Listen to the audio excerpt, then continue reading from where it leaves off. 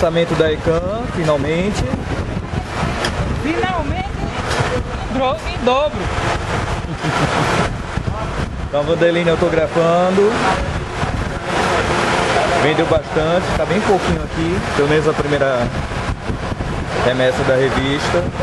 Vandé, quer falar alguma coisa a respeito da ECAN? Feliz que até que enfim saiu. Pronto, tá certo. Olha aí. E é isso, com essa carinha de felicidade de Vanderlini, a gente encerra esse primeiro momento.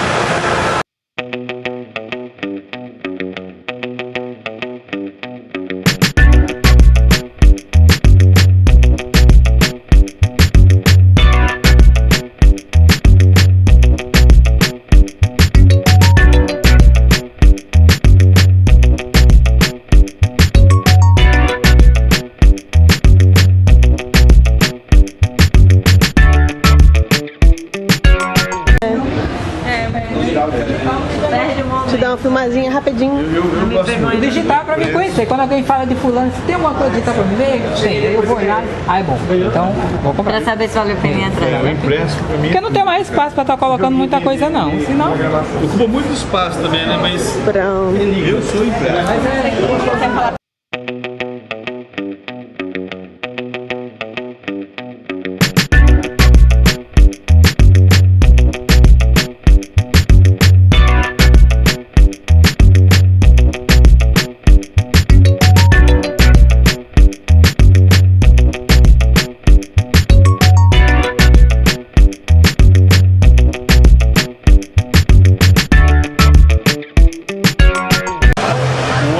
Aqui da Feira de Livros e Quadrinhos ficou bem mais interessante aqui na Cidade da Criança,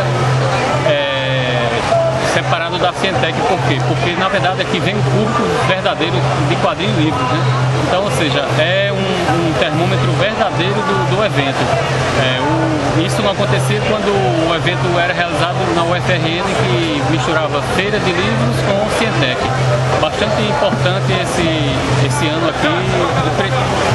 Espero que os próximos anos continuem nesse local, que foi bastante interessante para o pessoal que está vendendo quadrinho, e eu acho que acredito que venderam bem mais do que os outros anos. Produzindo uns trabalhos agora, um trabalho de ficção científica que eu estou fazendo em parceria com Marcos Guerra e Carlos Alberto, um trabalho que a gente vai levar em neto para lançar no FIC em Belo Horizonte em novembro. E também fizemos uma encomenda de um trabalho que é o Ataque Lampião Mossoró, feito por uma entidade de Mossoró que eu não posso nem citar o nome no momento, para a gente produzir para lançar na feira Chuva de Balas, esse evento que existe anualmente em Mossoró.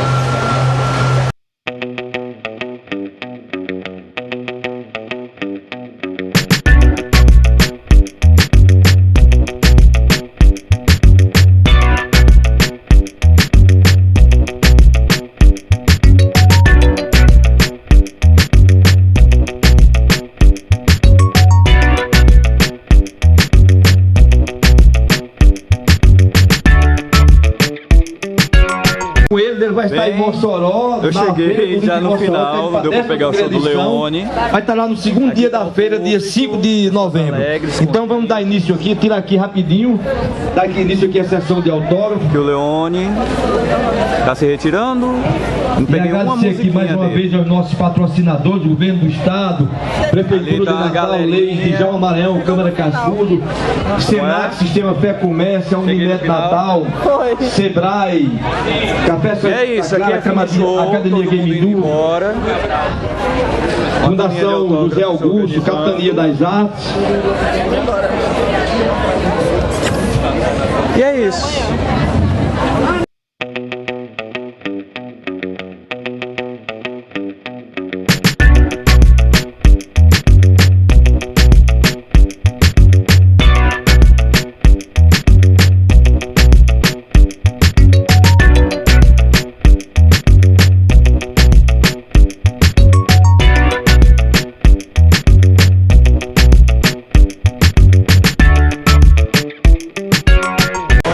Aqui o Baú da Cristal, com o amiguinho Cuchulu, destruiu o mundo.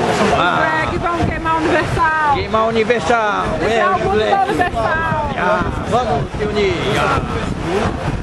Pegaram o diabo aqui. O diabo. Diabo. O diabo. O diabo. Diabo. E o diabo. Mais um diabo. Catrinas. E no México? E...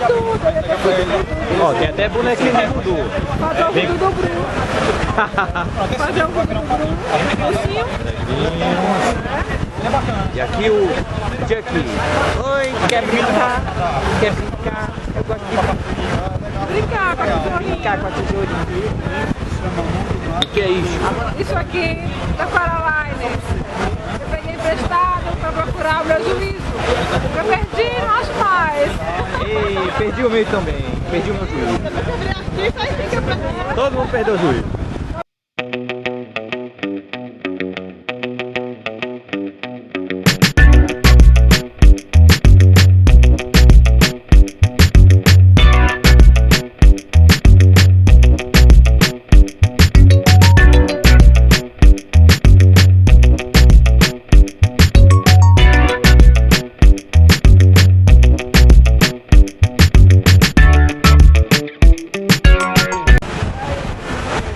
Cristal trabalhando. Trabalhosa, como sempre. Eu vou Descabelada. aqui. Isso aqui que eu vi ontem. Ó o flash. Que vontade. Aí você tá fazendo o que agora, Cristal? Tô terminando o Black. O galego, né? Terminando o quê? A Joelma do Black. A Joelma Se define, né? não sei, mas o E Gilvan Lira da Maturi. Márcio Coelho, deixa da Maturi, vai. Cadê seu trabalho? Mostra o seu trabalho aí, qual é? Isso. Olha só. Tá bom, senão minhas revistas vai se esconder. Márcio Coelho. Leo Brum. Elson. Marcos Guerra. Olá, Marcos Guerra. Também. Dona Márcia. Tá.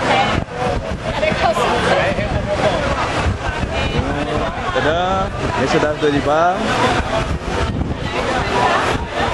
E aí, Guerra, o que tá achando do evento? Estou achando que o evento, além de merecer todo o elogio pela coragem de se tornar autônomo da UFRN, está permitindo que uma grande gama de pessoas da cidade descubram e redescubram a cidade da criança. Então, duplamente interessante essa iniciativa. Assustou alguns a princípio, mas eu acho que acabará com um saldo bem positivo mesmo. Eu tô vendo ele com esse boné, não sabia que era isso, né? O que é isso, boné? Você tá na mão? É de quê? De comer? Merchandising descarado. Pare de descarregar a máquina direto no Facebook. Como é a história? Para com Selecione as isso. fotos pra botar na porra do Facebook. Caralho! Eu não filma não. Ei, geral Tem duas turbinas de avião. vai depender agora. Todos na barriguinha do Bruno. Não, ele sai junto. É, coisa chata. Pensando bem, é melhor esperar. Eu quero Aristocracia.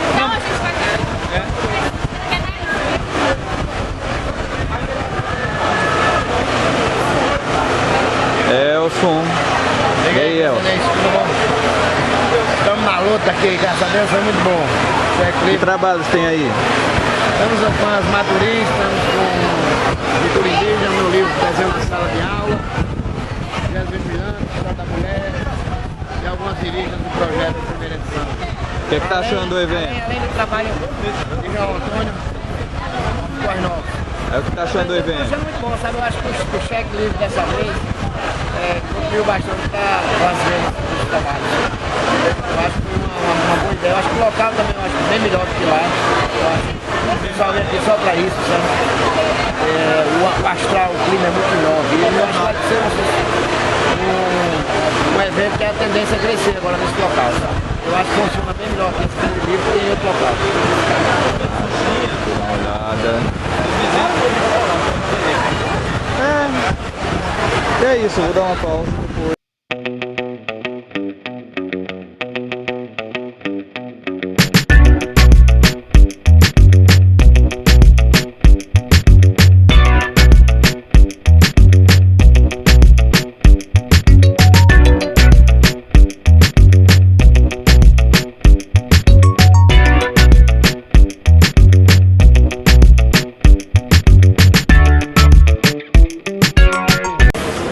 Olá, meu nome é Luiz Elcio, sou desenhista e professor. Eu acho que esse ano o Flick tomou um novo rumo, sabe? Eu acho que a transferência dele para aqui para a Cidade da Criança vai ser muito bom. Primeiro porque o público só interessado na leitura, né? Que é um público diferenciado lá quando era na universidade, porque as pessoas tinham várias atrações. Aqui não, aqui o show é o livro, né? As pessoas vêm pelo livro, vêm pela leitura, né?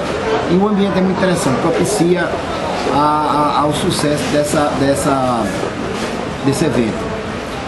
Eu acho que para os artistas foi muito importante, o cheque livre possibilitou, né, que a gente pudesse ampliar em muito, eu acho que muito por cento, tá certo? A venda das revistas. E o melhor, essas revistas vão chegar nas escolas. As revistas que produzidas pelos artistas, tá certo? Vai chegar nas escolas. É um público que vai se formar. Se isso acontecer durante 5 anos seguidos, eu acho que a gente vai ampliar em muito o trabalho dos artistas e também fazer com que os quadrinhos eles se desenvolvam cada vez mais dentro do nosso estado.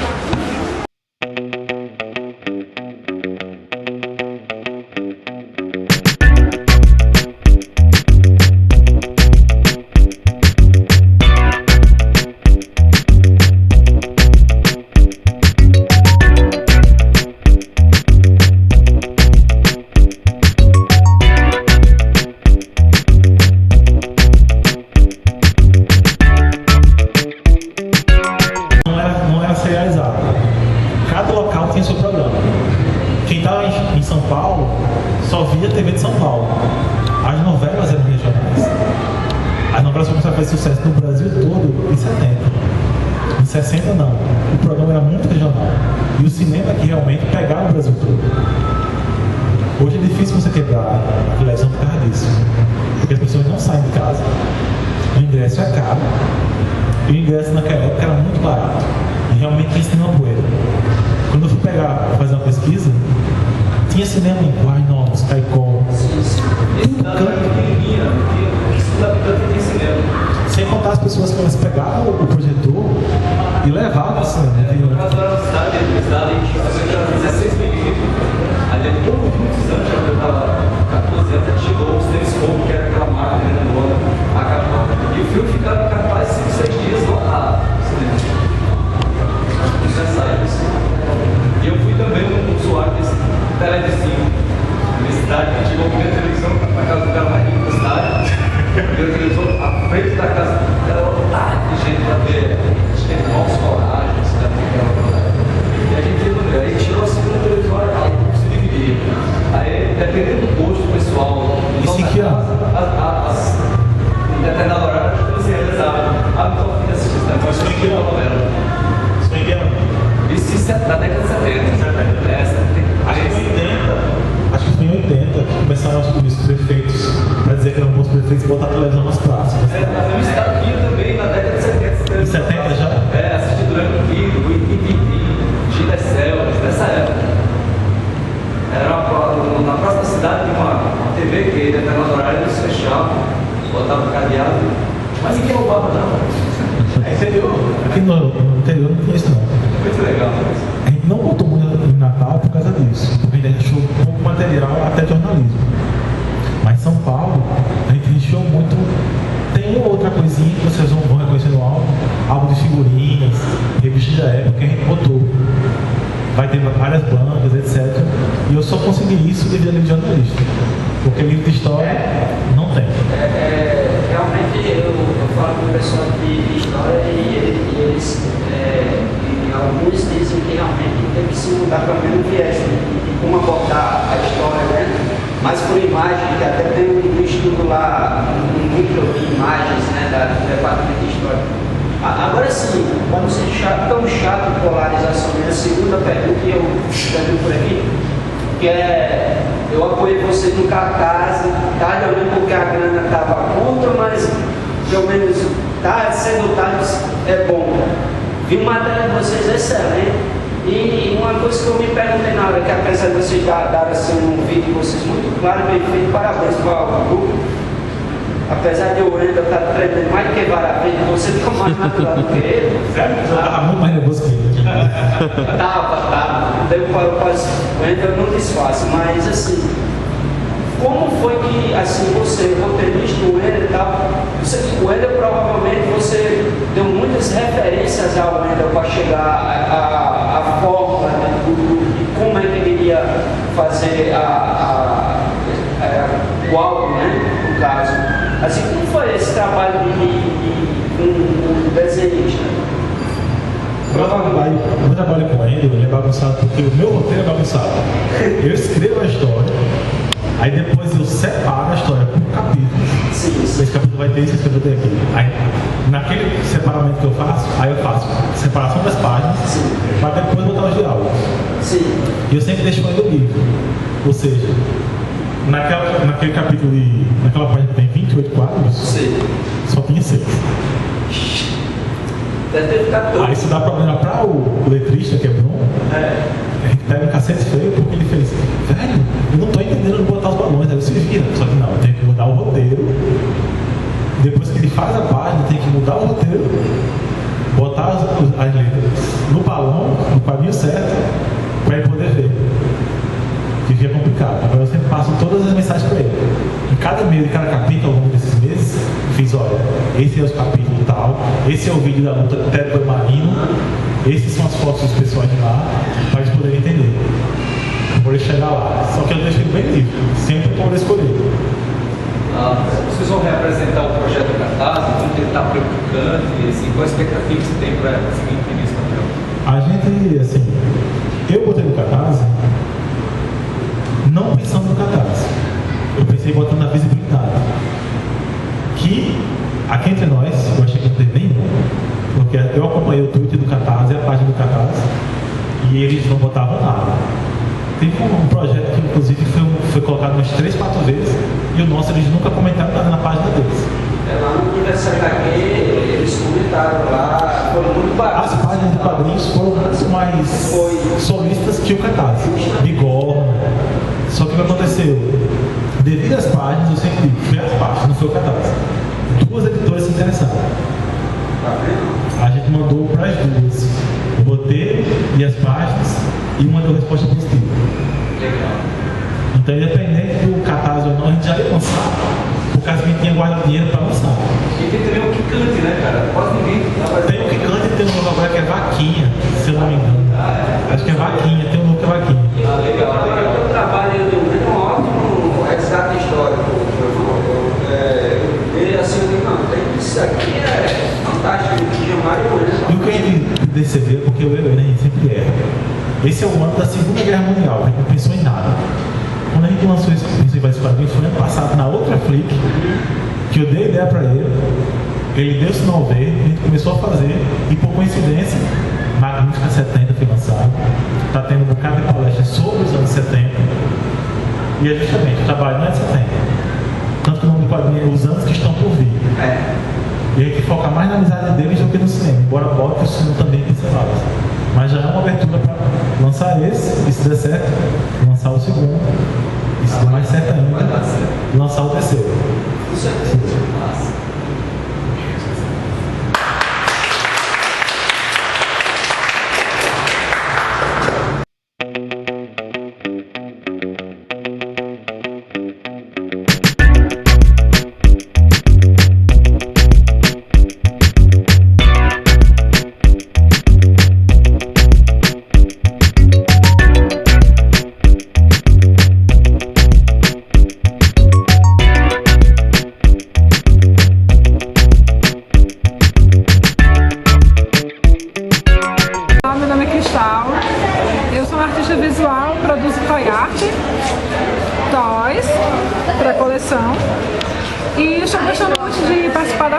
primeira vez que eu participo dessa feira de livros e quadrinhos.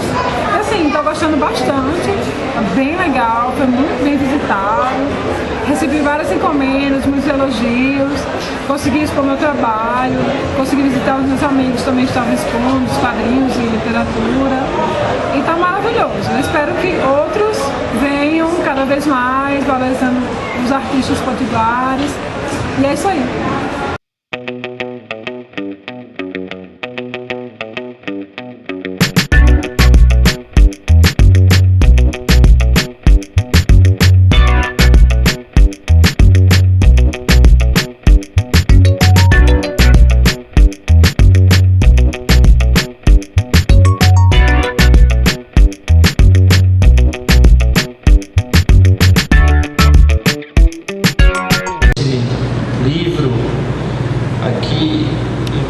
Passeamos um pouco, pegamos emprestado o universo do escritor americano Harold Philip Lovecraft.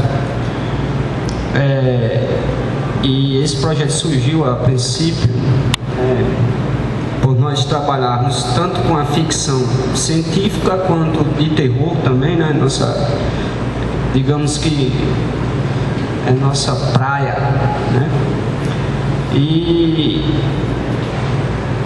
o projeto surgiu a partir de uma viagem que eu fiz a Buenos Aires após, e que falei com alguns autores que trabalhavam lá no quadrinho independente, né? E que encontrei lá nos sebos. E eles acharam interessante algumas coisas que a gente vinha trabalhando, né? Por exemplo, eu mostrei essa obra aqui do autor Marcos Guerra. Somos um coletivo, né, chamado Caótica, e que aborda justamente o horror no Rio Grande do Norte. Um trabalho bastante interessante, até porque, se nós formos ver a história do Rio Grande do Norte, os temas são bastante interessantes para você fazer um quadrinho de terror ficcional. Tanto é que talvez daqui no final nós nós iremos falar da adaptação do Maldito Sertão do Márcio Benjamin, que será o nosso próximo projeto.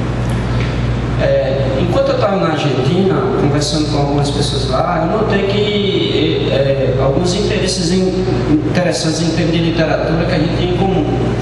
E a principal interesse que rondava os argentinos era que eles acabado de ter feito uma adaptação do autor Howard Philip Lovecraft em quadrinhos. E conversando com eles eu notei que o Chile tinha feito,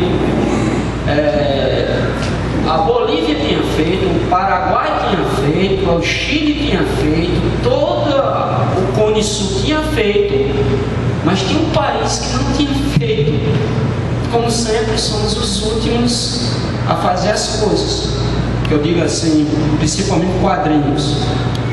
E eu lá daqui do Rio Grande do Norte, lá dos rincões do Rio Grande do Norte, com muito orgulho, disse para mim mesmo: ora, por que nós não, aqui do Rio Grande do Norte, não sanamos esta lacuna, né, e paramos de ser tão resistentes ao Howard, né, Lovecraft? Então me juntei com o Mário Razek a princípio, depois veio o amigo Leandro apostando na temática horror Lovecraft, aí veio o Garcia, o Marcos Guerra, e todo mundo apostou nessa publicação. Posteriormente, o pessoal dos Jovens Escribas também acharam bem interessante essa nossa abordagem. Mas fazer um quadrinho de terror, de ficção, pautado apenas em uma nota de rodapé, talvez do Lovecraft, não me agradava. Porque, como autor, acho interessante você acrescentar alguma coisa aqui no universo do Lovecraft. quem for um bom estudioso de literatura notará que o círculo Lovecraft, que era constituído por pessoas como o Howard, né, Só para ligar lá um pouco, antecedeu, né? Justamente. O Chambers, que é uma das influências do Lovecraft, e o próprio o Fernando Blackwood, né? Que é pouco citado aqui no país. Sim, o Lovecraft fez um ciclo, né, de amizade com os autores, né? O criador de Conan também foi um dos que trocavam muita cartas com ele. E eles trocavam, pegavam os personagens um do outro e faziam nessa interação. Aí eu disse, sabe uma coisa, talvez eu esteja cometendo um crime com o Howard, né? Então, mas ele que me perdoe e esta ousadia, eu vou pegar o universo dele e trazer para o Rio Grande do Norte e fazer essas histórias, que são algumas 4 que são minhas, nesse universo. Aí me juntei junto com uns amigos aqui para comprar essa briga, usando coisas muito interessantes como o mangue, que eu acho extremamente Lovecraftiano, aquela coisa da decomposição e tal, para chamar o da Totep, né, se eu não me engano, que é o agente do caos, né, primordial e tal. E trabalhamos isso. Temos agora outros projetos, né, fora esse, em que o Lovecraft foi um passa, né? E depois que nós terminamos, ficamos naquele meio que limbo, né? Não, ainda bem que Jamal tem 1, 2, 3, boca do lixo, é ótimo, Jamal, porque quando você está no limbo é meio complicado. E então surgiu uma ideia. Bem, vamos, através de uma interação dos membros, e chegou um denominador comum, fazer uma homenagem a um ícone que nós gostávamos, a nossa maneira, mundial, né? Mas nitidamente é quase no Brasil mesmo, né? Que é o Ametista, que nada mais é do que uma homenagem nossa ao LP do Ziggy Stardust, né? Do David Bowie, né? E só que ao nosso modo, como fizemos com o Lovecraft, nós fizemos, né? Eu acho que o meu amigo assim poderia dar uma inserção aí melhor do que eu, né? Que ele está, né, trabalhando atualmente nas páginas. Bem, para quem não me conhece, né, sou Marcos Garcia. Eu vou contar um pouquinho aqui a história que eu acho que eu sou o mais novo assim, do grupo, né? Também faz um ano que eu entrei para o coletivo Caótico. Eu, na verdade, ainda tem o Wagner, né? É o caçula. Não é caçula, é Wagner, não é. Mas é o seguinte, eu faço quadrinho desde a década de 80, né? Na verdade, eu publiquei a minha primeira HQ na Maturina, em 82. Aí, depois desse incentivo da primeira publicação, eu criei um fanzine chamado A Cunha, né? Que realmente é pouco conhecido, eu morava no interior, em Mossoró, na verdade. E teve algumas edições. E com a temática terror e ficção, esse fanzine, por mais que o título seja uma coisa bem regional, né? A Cunha, que é uma palavra que não tem muito a ver com ficção científica, mas era o meu gênero preferido, então assim, eu só fazia HQ de ficção.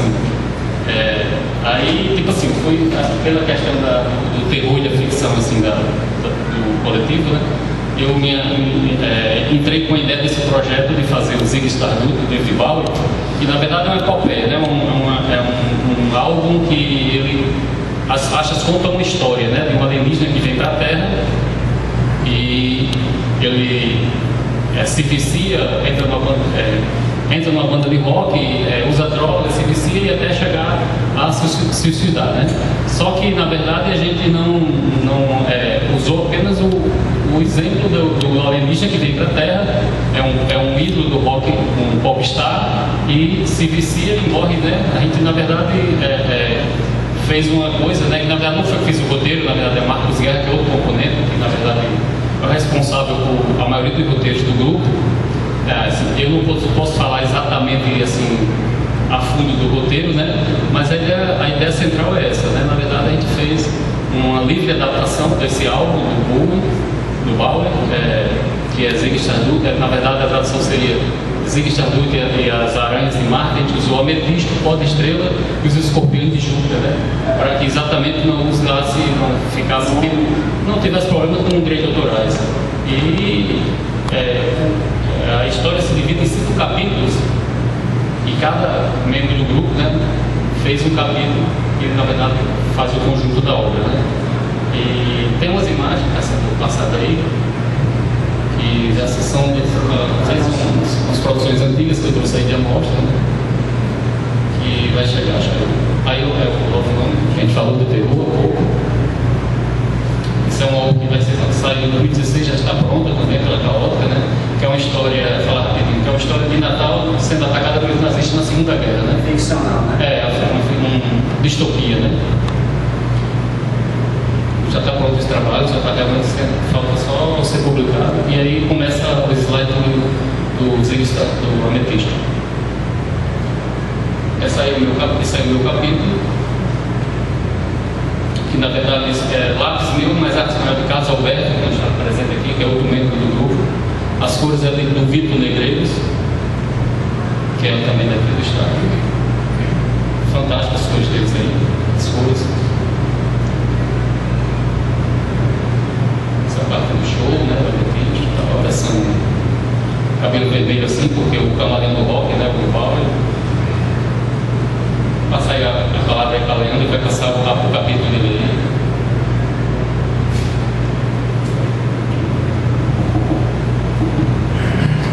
Boa tarde a todos, meu nome é Leandro Moura, ou Leandro Moura, enfim.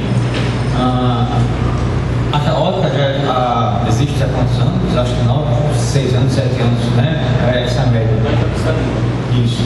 Nesse interim veio uma quantidade relativamente grande de sócios, produtores, colaboradores, alguns vieram para ficar, outros colaboraram com um projeto ou outro, né?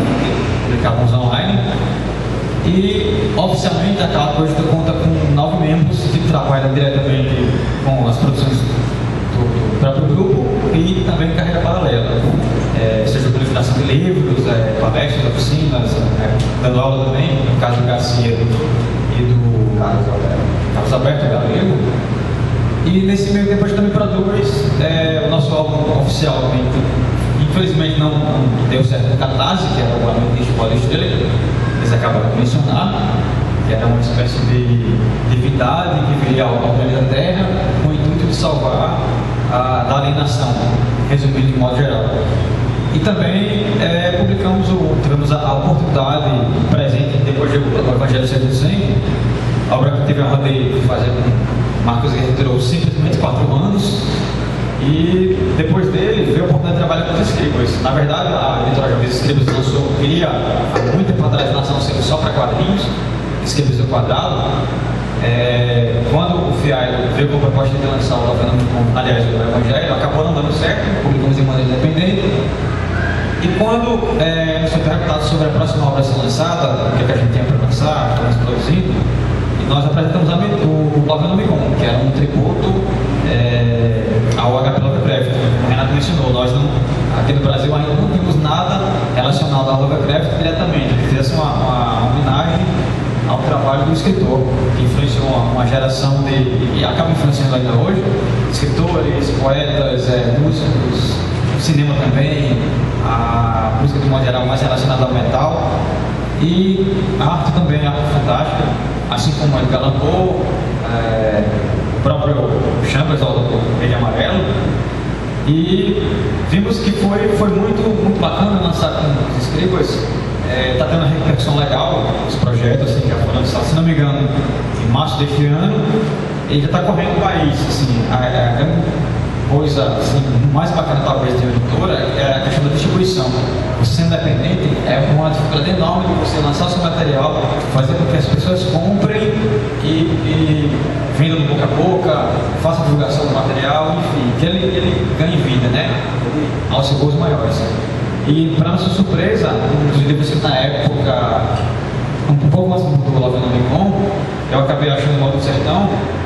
Maldo do Sertão, resumindo a história, são pequenos contos, alguns até de 2, 3 páginas no máximo.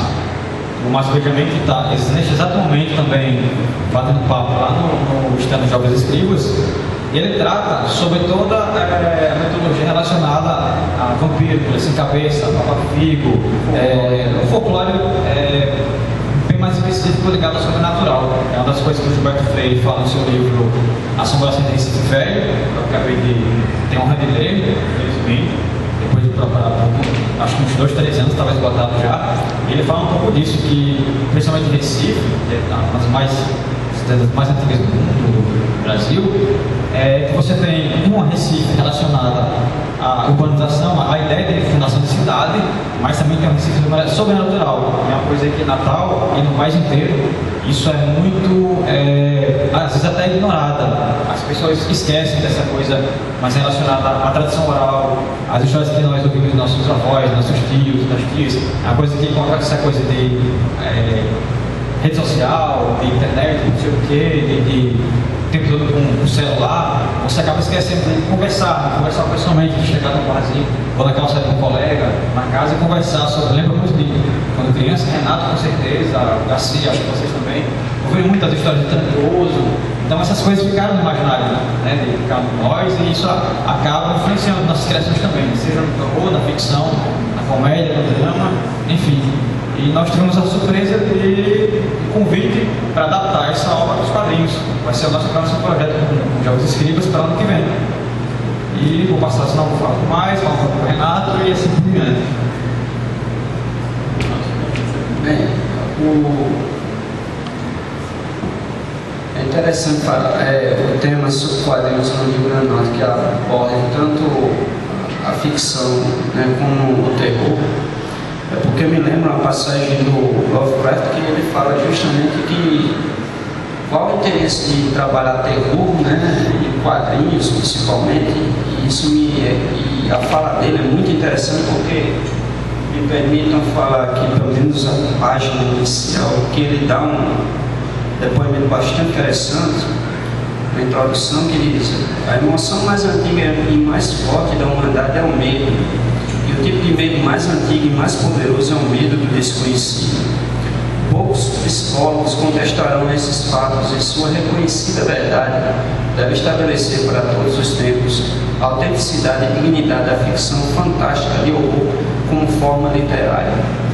Tendo isso como em mente, eu posso evocar outro pensamento lá de um documentário em que o Rodolfo Zala, um dos grandes mestres da década de 80, né, de 60 para cá, né, que escreveu muito quadrinhos, com terror e tudo mais, que ele falou que no nosso país, pelo menos na época dele, ele ainda acredita que no documentário, que foi agora dos anos 2000 para cá, que ele apostaria ainda que no Brasil duas coisas vendem, também quadrinhos, na ótica dele. Eu acho que tem mais coisas. O Jamal nos mostrou uma coisa que para mim foge disso, trabalhar quadrinho de outra forma, o que ele está fazendo e que eu acho que dá certo também, que seria duas coisas que vendem, seria o terror e o sexo. Eu sou péssimo e muito tímido para fazer o sexo, então eu tenho que ir para o outro mais terror, né? Que dá para eu frear um pouco, né? Insinuar alguma coisa no outro, parece-me que não me apetece essa verba. Mas isso me levou a pensar que, e talvez é o que eu me identifique em algumas partes, a trabalhar com o terror. Quando termina, eu falei na Lacuna, quando termina o Novenômico, passa para o Ametista, e termina o trabalho Ametista, o Márcio Beija, no momento eu já tinha falado com o Leandro e se aproxima de mim e me pergunta: Renato, tem como você e o Leandro botar para quadrinizar um sertão? Eu dou livre, vocês têm toda a liberdade para fazer o que vocês acharem interessante. E eu disse: pô, vou dar uma olhada. E acho assim, li isso aqui uma noite, muito interessante, principalmente porque me lembra o folclore do nosso estado. E muito do que nós temos aqui são relatos que nós, se formos ao interior, um dia, uma noite sem energia e tudo mais, você comumente conversava sobre essas lendas que aqui estão. E é um projeto que eu acho muito bom, muito gostoso de fazer, e se trabalhar principalmente com um tema que eu acho bastante interessante, por ser tão primitivo quanto o medo, né? E até, Renato, ele escreve nas conversas, esse trabalho, é uma linguagem bem de conversa mesmo. Ele usa termos bem nordestinos e regionais. E você está ouvindo a conversa da sua avó, da sua tia. Então a gente gostou muito do trabalho e a gente quer tentar transmitir essa mesma sensação para o quadrinho, respeitando a obra original, mas dando nossa visão do que seria o nosso modo de sertão. A gente está em fase de engrenagem ainda, né, Renato? Mas ele vai sair em 2016. Os roteiros já estão sendo feitos, o Mário já entregou uma parte, né? Para você, o Garcia, o Rodrigo, o Wagner também já está fazendo roteiro. Agora que a gente está trabalhando aquele negócio de como a gente vai unir, né? Eu falei com o Wagner e alguma coisa e temos uma ideia.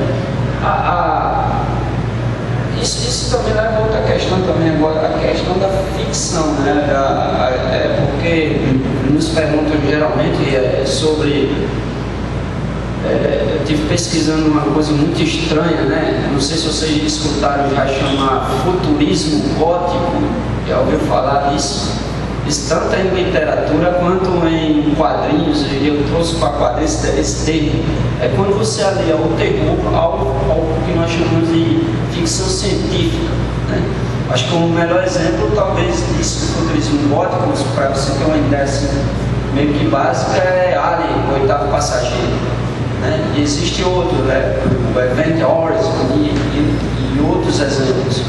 Na literatura, eu tenho alguns casos em que trabalho assim, com o que nós chamaríamos de futurismo gótico, mas ela está mais para fantasia, né? Esse é um termo novo que estão utilizando agora.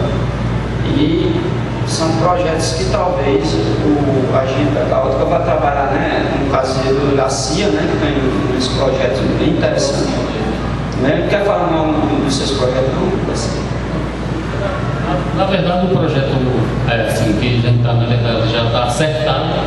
É uma nova versão que, na verdade, foge da ficção científica, por enquanto, né? A gente tem um trabalho que é fazer uma nova versão do Ataque Lampião Mossoró. A gente foi convidado pelo pessoal de Mossoró, né, para lançar esse projeto no próximo ano na Chuva de Balas em Mossoró.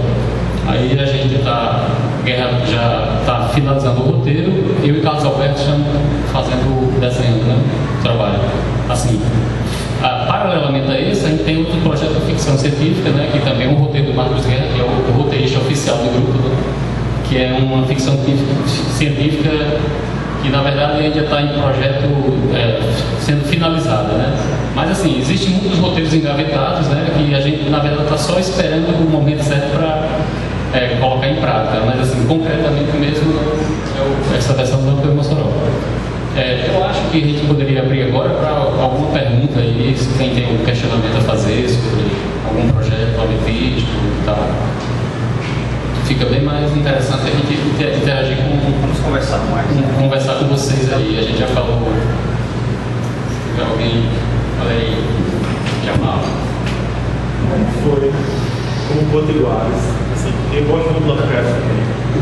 Mas é muito latente, a gente percebe o racismo que o Lovecraft tinha com relação ao nós do terceiro mundo. Boa parte das adaptações dele geralmente tiram isso. Como foi que você, para escrever, você podou isso? Porque é até dentro que ele bota que nenhum homem branco jamais contou as coisas da noite. Sim. Tem essa frase. É interessante fazer isso, é por isso que eu disse que se eu for fazer ipsiliter o que Lovecraft escreve, né, como o pessoal nada contra, as adaptações são belíssimas do pessoal, dos portugueses, dos chilenos, né, dos ingleses, vocês fizeram ótimos adaptações.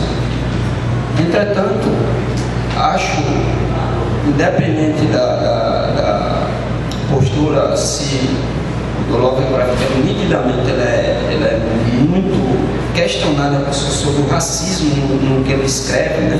Ela até se posiciona em alguns momentos muito veemente com relação a isso. Como autor, eu penso que é uma homenagem melhor, independente do racismo ou não, você pegar aquele universo e ele dá essa margem a você fazer isso. Quando ele não cita o Lovecraft, ele dá ao criador de Conan e outros criadores do ciclo a possibilidade de você trabalhar o universo dele. Posteriormente, o ciclo Lovecraft, dizem até que teve um segundo ciclo de Lovecraft e um terceiro, que até Stephen King entraria nessa daí, que ele fez muitas adaptações.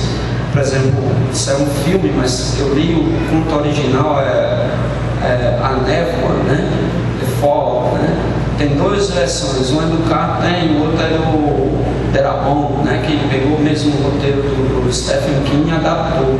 Belíssimo, eu achei o Darabont melhor. Mas assim, é nítido a apropriação que eles fazem. Eles põem negros na história, quer dizer, eu olhei aquilo e disse, bem, por que eu não posso fazer isso com um quadrinho? Então o que eu fiz? Peguei o que é mais interessante na nossa região, como no caso do Leandro, eu achei fantástico a representação que ele fez do mangue, né? Aquela coisa da deterioração, criei um grupo de pescadores e tal, e a coisa girava ali. Então você pega esse universo e começa a inserir aquela forma de pensar do Lovecraft com o regionalismo potiguar, e para mim, pelo menos, o salto foi muito positivo, porque dá um terror ali. Se você agora, eu mesmo como autor, eu ando ali pelos mangues, eu já não vejo mais um grupo de pescadores tão passivo quanto o que eu vi no final, graças a Leandro. Graças a Leandro. Tem outras, por exemplo, eu digo que eu acho que eu fiz umas coisas meio que malucas e talvez o Lovecraft não concordasse. Por exemplo, uma das histórias, acho que foi uma história bem pesada, que eu até agora não sei porque os evangélicos não me queimaram ainda, que eu simplesmente criei um conflito numa favela entre umbandistas e evangélicos e as lendas e o horror cosmogônico do Lovecraft. É o grande chamariz da coisa, né? No final, o que eu quero mostrar é que as criaturas, os primeiros antigos, estão poucos deixando para as religiões e eles vêm mesmo para destruir. É isso que o Lovecraft é. Até porque, se nós formos ver, o Lovecraft não só ele tinha um preconceito com relação a países subdesenvolvidos, quanto a religiões, né? Nada bom vem da religião. Então eu peguei esses aspectos interessantes do Lovecraft e trabalhei no nosso ambiente, né? Aliás, dos umbandistas evangélicos foi ali na favela do Japão. Quando eu fui andando, houve realmente uma briga ali entre eles. Pode-se dizer que é meio que, né, é uma biografia, né? A biográfica. Sim, aparece um trecho aqui, esse eu acho que foi o mais gore que eu fiz, assim, todos os contos. Outros eu fui mais moleque, mas esse aí foi mais pesado. Mas é engraçado quando você fala essa questão essa ideia de racismo, xenofobia, de modo geral. Eu tive a honra de trabalhar com a editora Clock Tower de São Paulo. É uma editora que publica só autores do passado que infelizmente não tem a popularidade de hoje.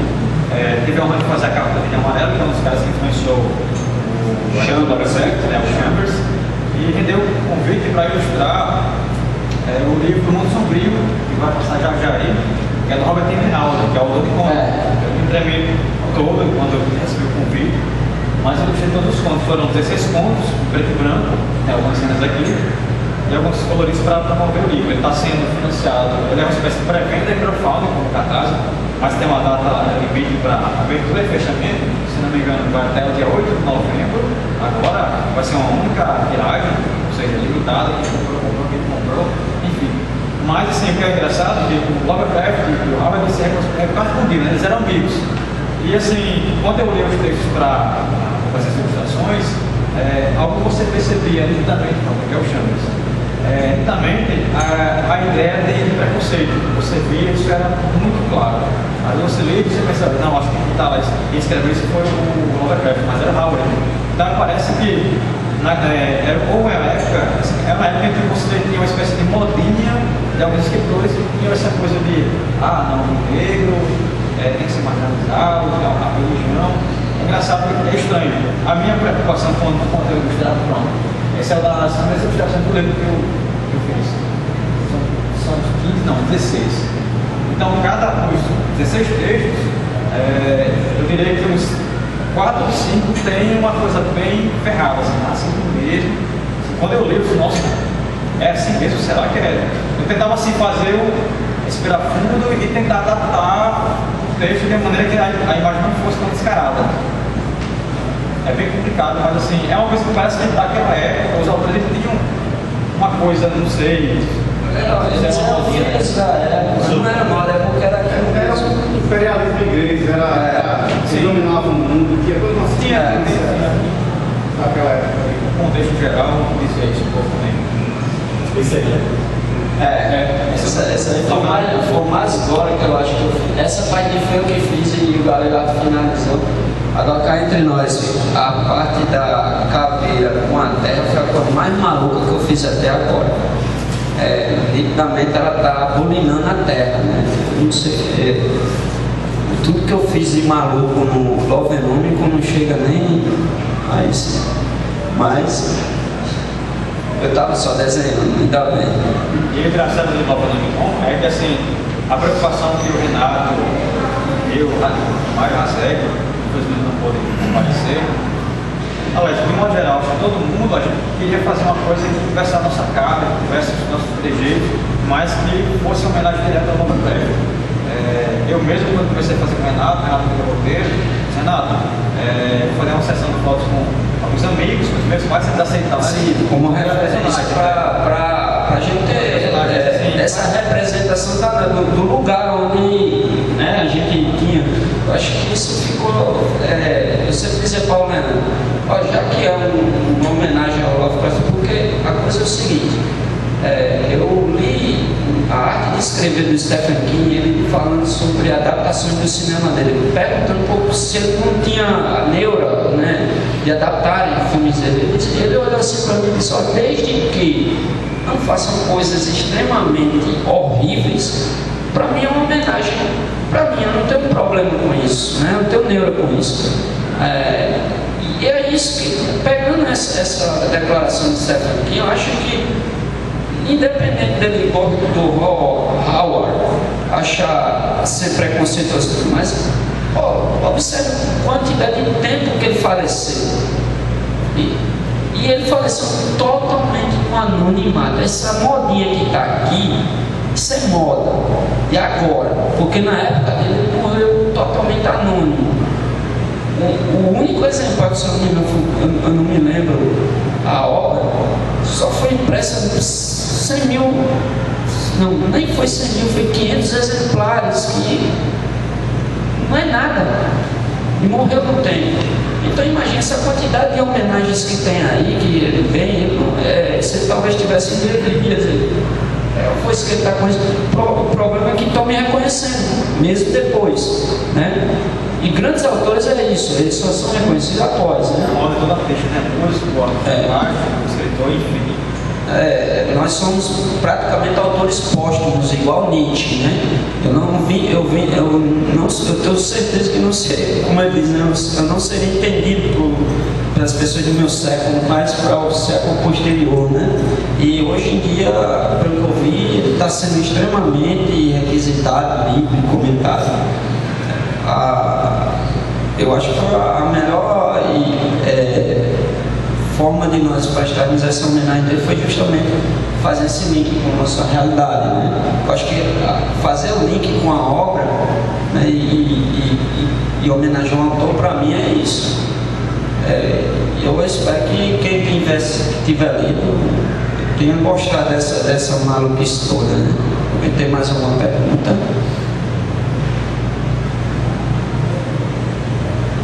Bem, Leandro, eu sempre quis dizer, vem cá, aquela parte lá que você desenhou, da Nina olhando lá o negócio, aqui também foi referência ou você foi de... Não, acho que foi muita leitura, né? Assim, a Nina, a personagem, deixa eu pegar aqui, uma das histórias que eu desenhei com o Renato, aliás, a história na verdade, ela é uma grande homenagem ao conceito que a gente tem de aliás, a pessoa, a existência dela, ela coisa da curandeira, a famosa curandeira. Então, a ideia da curandeira mesmo, aquela, assim, como chama popularmente a benzedora, né? Benzedeira. Então, eu procurei fazer uma imagem, trazer uma imagem que caracterizasse bem uma pessoa com os traços potiguares mesmo, assim. Então, a minha mãe, eu envelheci minha mãe acho que uns 10 anos, foi muito engraçado fazer essas fotos com ela, porque ela fazia careta o tempo todo, eu ria, muito bacana. Ela cedeu, assim, foi um presente para imortalizar, né? Acho que é um dos grandes presentes que pode fazer, valorizar mesmo nossos pais, nossos familiares, e eles são os que realmente mais nos apoiam. Eu tentei fazer deixar uma caracterização bem forte. Todos os personagens, na verdade, são conhecidos, assim, são amigos. O próprio Renato aparece na história, mas aconteceu. O meu pai é o vilão da história. É até engraçado porque, assim, o casal, né, que aquele que não você vai ter, você se perde de vez em quando. Então parece que eu acabei colocando na própria página. Então, assim, todas as características físicas, dos trejeitos, assim, uma das maiores preocupações de fazer o Alvino Bom de pegar essas particularidades mesmo e inserir no quadrinho. Pô, claro, tudo bem, autor norte-americano, já faleceu há 300 anos, mas é uma grande homenagem com a nossa cara. A gente quis trazer um trabalho que você pudesse ler, assim como foi o Evangelho Segundo o Sangue e outras obras, o próprio Tempestade Mental, que é Renato e Olívio Xavier, uma ficção. Mas você vai se identificar com a fisionomia das pessoas, com o próprio linguajar. É uma coisa que a gente deixa bem claro, talvez um diferencial do que a gente faz, né, do coletivo caótico, é isso, assim, é mostrar nossa cara. Tudo bem, eu conheci de super-heróis, Renato, acho que todos vocês, mas há um momento de ruptura, né? Você quer dar o salto, você quer produzir algo totalmente seu, você quer que as suas ideias elas extrapolam os limites, quer trazer um pouco mais de liberdade, de criatividade, de tentar explorar um pouco mais do que você conhece da sua região. Porque eu posso contar um pouco sobre Natal, sobre Angicos, Parnamirim, Currais Novos e vou para Nova York. Enfim, nada contra, mas você mora aqui, você conhece mais a região do que qualquer outra pessoa. Enfim, acho que uma das coisas mais fortes que a gente pode fazer é isso, valorizar, mas não sendo clichê. É uma coisa muito importante para qualquer produtor, seja da música, quadrinho, literatura, dança, enfim, arte de modo geral. Vou passar a palavra para o Garcia. Eu não estou falando sobre nenhuma história aí, porque na verdade eu não desenhei nenhum quadrinho, né? Eu na verdade fiz algumas ilustrações e fiz a diagramação e a concepção gráfica, né, do interno da revista. Ou seja, você trabalhou também? Na verdade, a capa até que eu diagramei, né, foi uma que está passando aí, dos trabalhos do Leandro, e o pessoal dos Jovens Escribas já acharam melhor deixar essa versão preta e branca, né? Tinha feito uma capa que tinha sido colorida pelo Leandro, né? Assim, eu adorei participar, porque também eu tinha acabado de entrar, esse trabalho fez um ano agora em setembro que eu entrei para o grupo, mais para o coletivo. Então, assim, quando eu entrei, eles já estavam em produção, tinha sido iniciada a produção do novo pão, né? Então, assim, aí para participar ou fazer parte do coletivo, o pessoal diz: vão, você fazer umas ilustrações e fazer a diagramação, porque eu também sou designer gráfico, né? Eu trabalho até com design e faço quadrinho no segundo período do dia, né? Que eu trabalho até às 14 horas e parte da tarde produzindo quadrinho, né? Então, assim, foi fantástico entrar para o grupo exatamente em participar de um trabalho tão importante como esse, né? Que, na verdade, assim, realmente é um trabalho que tem um peso bastante importante pela questão da adaptação desse autor, né, o Lovecraft, e a equipe fantástica que é a Caótica, que a gente nesse ano fez bastante coisa junto e tem muita coisa ainda para sair. O Ametício foi, assim, na verdade, uma reunião que a gente teve para decidir o que ia produzir após o novo nome, né? Então, assim, a ideia do Ametício, na verdade, foi até uma ideia minha. A gente fez uma votação, tinha várias outras ideias para ser produzida, né? E essa ideia de fazer uma obra de ficção científica, que no caso a gente acabou fazendo, foi uma ideia que foi a ideia mais votada, no caso, né? Como é um grupo de democracia, E o Ametista foi o que chegou a ser produzido, né? Assim, e eu acredito que é uma obra que se tornou até superior a essa aí, não superior, pela questão da importância de ser um trabalho colorido, que é o primeiro trabalho colorido do grupo. Também foi né? O projeto foi audacioso também, assim, pela quantidade de artistas, participantes, que a gente pagou a coloristas fora do grupo para fazer, né, e tal, as cores. Então, é isso aí, né? Vocês falavam do projeto Lagoinha, o Webcom, eu fiquei curioso. Daqui no Natal, os potiguares, só o Vandé que está com força na internet. Vocês estão planejando fazer uma exceção de vocês, porque agora tem Social Comics, tem Amazon, dá para levar em qualquer lugar, vocês estão tentando muitas vezes.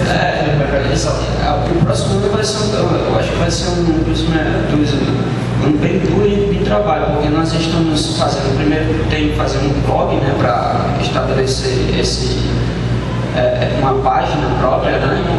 Não é um blog, a gente já criou com domínio, tudo, só falta colocar no ar.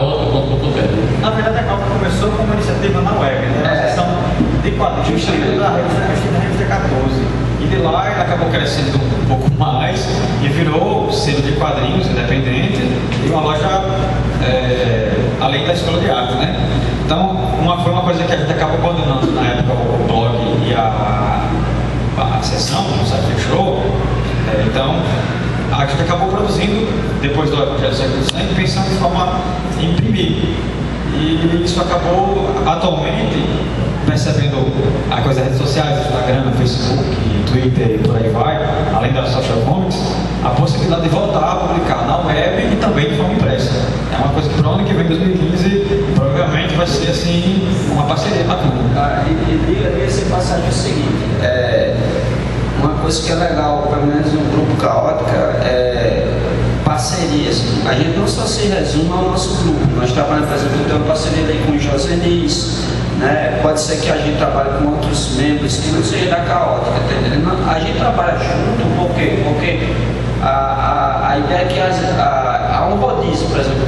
Eu fui editor do Evangelho Segundo Sangue, aí o Guerra foi do Love and Honor, aí o Guerra você de outra obra, tá entendendo? Do mesmo jeito que o Garcia vai ser editor, o Leandro, tá entendendo? Para a gente pegar toda a forma da produção de todos, baloneamento e tudo mais, para que todo mundo saiba mais ou menos o que o outro faz. Não quer dizer que você vai ser bom em tudo. Você vai ser bom em alguma coisa, você vai preferir com tudo, né? Por exemplo, eu trabalhei no Love com desenhando, coisa que eu não fazia desde dos idos, anos 80, né? Trabalhei, tive como nós dizemos, umas desilusões com a época de quadrinhos aqui do Rio Grande do Norte, e tal qual Nietzsche diz, eu não sou deste tempo, mas um autor posterior, né? Eu disse, não, é melhor dar um tempo e não trabalhar, né? Então me resgataram nessa obra e agora estou começando a desenhar e tudo mais. Mas o que eu quero só frisar é o seguinte, é que mesmo que nós trabalhamos com uma equipe, que sejamos um grupo, nós temos a liberdade de trabalhar com outros autores, que eu acho muito legal e saudável, né? Você abrir esse leque, esse horizonte, porque eu acho que o Rio Grande do Norte deve pensar, os autores de quadrinhos do Rio Grande do Norte devem pensar que deve trabalhar em conjunto, um com o outro, porque se nós formos ver o nicho de produção de quadrinhos aqui comparado a Paraíba, Pernambuco e outros cantos lá, nós não fazemos nada, não é? Porque eu sinto, talvez, de uns tempos para cá, eu rememorando a década de 80, que alguns vícios, picuinhas bestas, que vem desde lá, você conhece, né, que já existia isso, parece que replica aqui. Essa coisa de eu não vou trabalhar com o Beltrano porque ele é feio. Não é assim. Cara, você é artista e artista tem que ser livre. Tem que ser livre para produzir.